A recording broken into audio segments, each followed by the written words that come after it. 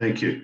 Yeah, from the other Ivan in the room, the penny has just dropped, Martin, why you are so passionate about boxing, and I hope it's not in response to homophobia.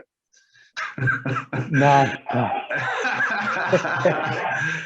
That's largely why I was asking you about the Sing Like a Bee, and I do think education is key to this. And the project that, the business that I'm involved in, Points for Purpose, we're a social exchange platform. Our tagline is the loyalty platform that gives back.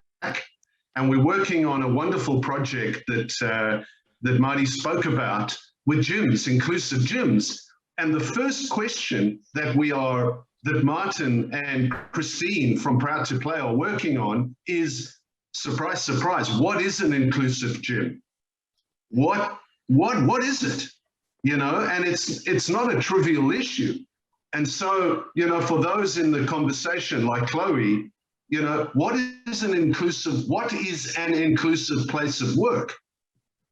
And if we actually take a view that there are people with good intent in the world, and I do believe most people have good intentions, I think there are many people with good intentions that just don't know how.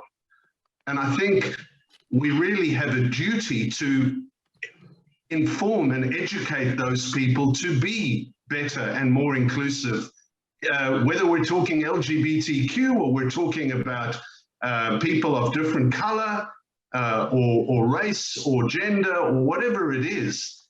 There is a roadmap, I believe, and I know, Marty, you and Christine have done some amazing work already in mapping out what an inclusive gym looks like. And just by the way, if you do have an inclusive gym, a genuinely inclusive gym, I think you're going to make more money because, number one, the LGBT community itself is pretty significant and empowered. And then also, for those that are not part of that community, frankly, I'd like to attend a gym that is inclusive, whatever my position is.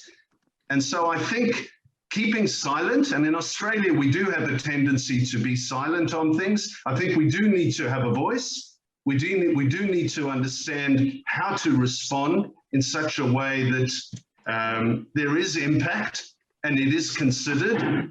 Rather than reacting, we need to respond. And I think conversations like this go a long way to equipping us to do that.